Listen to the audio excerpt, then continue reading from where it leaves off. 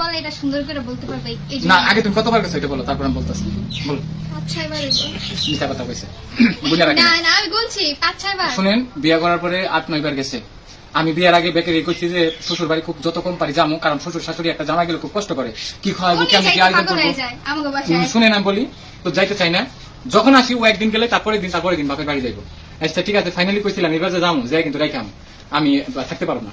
পরে একবার যে রাই খাওয়া আসছিলাম, আসার পরে আহেন না, আপনি আহেন না, কে ভাল লাগে না আমার, নিয়ে যান গা। দেখেন বাপের বাড়ি থাকার জন্য গেছে, অথচ থাকার জন্য যাইও ও কিন্তু থাকতে পারি নাই। হয়তো কয়দিন আসলে তখন একদিন ছিল, পরের দিন গেছি, পরে যাই তারপরে নিয়ে চলে আসি। তবে 8 থেকে 9 বার গেছে, ওর ইচ্ছা অনুযায়ী গেছে 3 মাসে, থাকছে কিন্তু 4 দিন 5 দিন করে। আমি যদি পাগল হয়ে যাই। তবে সত্যিকার অর্থে যেটা আমার ওইখানে যাওয়ার কারণ হচ্ছে কি, আমার শ্বশুর এবং শাশুড়ি ভালো, শুধু শ্বশুর শাশুড়ি নাও, ওর বোন জামাই আছে, আমার ভাইরা যেটা আমার হাজবেন্ড সেও ভালো, সৎ সরল।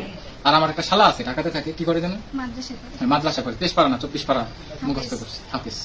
আচ্ছা, হয়নি হাফিজ এখনো। খুব সুন্দর কথা। দেখেন ওরে যে কইছি না 20 বছর হলে 10 বছর, 24 পারা মুখস্থ করছে, এখন হাফিজ হয় নাই, 30 পারা হাফিজ হইতে কয়দিন লাগবে?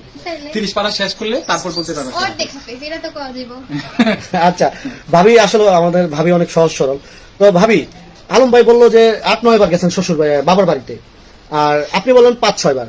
আর আরেকটা অভিযোগ দিয়েছেন আপনি, কাজ করেন লাগে 3 বার কমাইছে তো। 10 বছর হলে কোন ক্লাসে পড়বো? ক্লাস 5 এর ব্রেন, 5 এর ব্রেন অনুযায়ী তো 2-3 বার কমবই, মাইনাস হইবে। আচ্ছা ভাবি, 5 আর 6 কত হয়? 5 আর 6 11 হয়। আপনি কি যোগ আর যদি সাথে 9 যোগ করি? বলো, সাথে 9 যোগ করলে